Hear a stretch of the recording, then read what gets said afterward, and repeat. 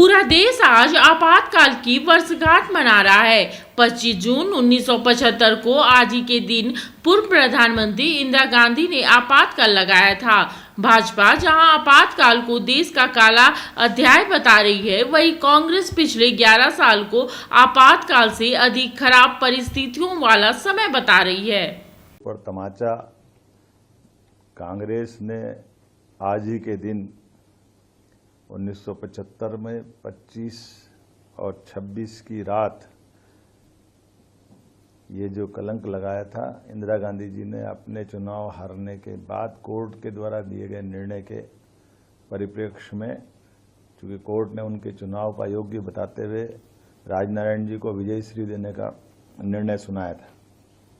लेकिन जैसा कि होता आया, कांग्रेस हमेशा अपने व्यक्तिगत स्वार्थ के लिए कानून, संविधान, व्यवस्था, किसी नियम को नहीं पालन करती है। और अंबेडकर जी के लिए आज ग्वालियर में कांग्रेस के मित्र घड़ियाली आंसू बहा रहे हैं। वो बेहतर होगा कि उपवास में याद करें कि अंबेडकर जी को जीते जी उनने कितना त्रास दिया है। अंबेडकर जी को जीते जी जिस संविधान निर्माता ने संविधान बनाया, उसको उस निर्वाचन की प्रक्रिया से उस पार्लियामेंट में भी नहीं जाने देने का पाप अगर किसी के सिर पे है तो कांग्रेस के सिर पे है। कांग्रेस ने उनको एक भी चुनाव जीतने नहीं दिया। उपचुनाव जब उनके दो पार्टी के जीते, एक उपचुनाव में उनके सदस्य ने इस्तीफा देकर उनको निर्वाचन का मौका दिया, तो प्रधानमंत्री रहते हुए तत्कालीन प्रधानमंत्री श्रीमान जवाहरलाल नेहरू उस उपचुनाव में भी प्रचार करने गए और वहां पर भी उनकी आत्मा उनको हरा करके मानी।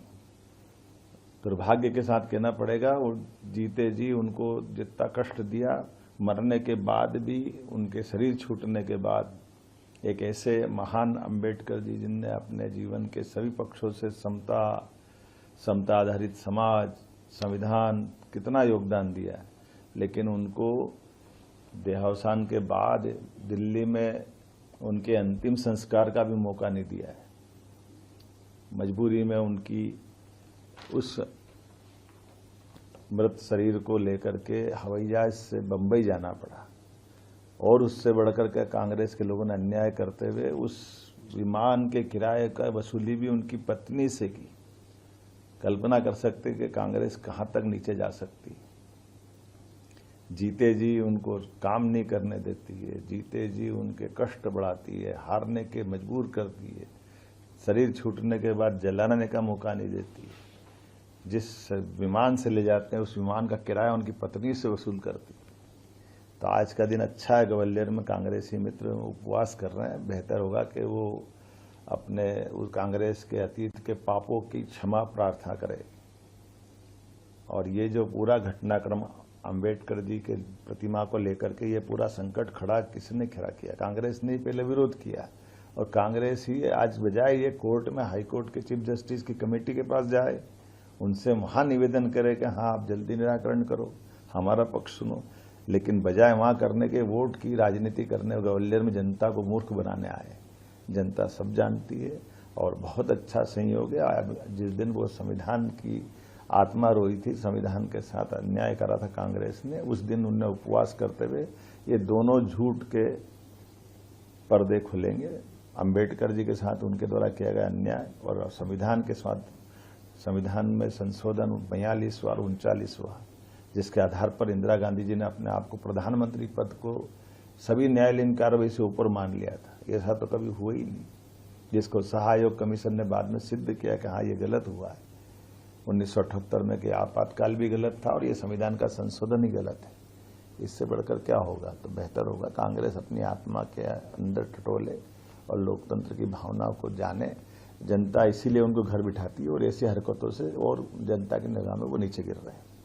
50 साल पहले लगी थी इमरजेंसी, उसको आज बड़े स्केल पर सरकार मना रही है और तमाम जगहों पर प्रेस कॉन्फ्रेंस, प्रधानमंत्री मोदी ने खुद ट्वीट करके कहा कि किस तरीके से लोकतंत्र की हत्या की गई थी, कांग्रेस ने कैसे हत्या करी। और गृह मंत्री तो ये तक कह रहे हैं, आपकी सहयोगी दलों से पूछ रहे हैं, डीएमके और समाजवादी पार्टी से, कि आप बैठे कैसे हैं, कैसे सवाल पूछ रहे हैं? इमरजेंसी के बाद जनादेश सन 80 में भी आ चुका है। 85 में भी आ चुका है। पर जिस तरीके से पिछले 11 साल 30 दिन जो मोदी सरकार के हैं, यहां एक अघोषित इमरजेंसी की तानाशाही हर दिन के साथ और क्रूर होती जा रही है। ये 11 साल 10 दिन का सफर महात्मा गांधी से उनके हत्यारे गोडसे को महिमा मंडित करने में बीता है। लोकसभा राज्यसभा पंगु कर दी गई, 150 सदस्यों को निकालकर वहां कानून पास कराए गए। टैक्स टेररिज्म अपने चरम पर है। सीबीआई जो दूसरी ईडी एजेंसी, टैक्सेशन, इन पर भरपूर दुरुपयोग हो रहा है। विरोधियों पर सारे संविधान से दूर हटकर क्रूर ढंग से उन पर हमला हो रहा है।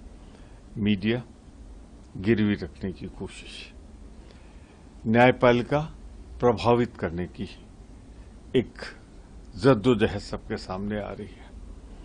यही नहीं,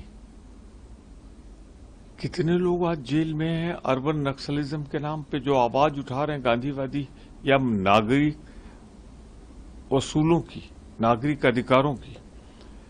ये 11 साल 30 दिन मोदी सरकार के क्रूर, विकृत, अघोषित तानाशाही का जीता जागता परिणाम है। मोदी जी, आपसे एक सवाल, इमरजेंसी में आप कहां थे?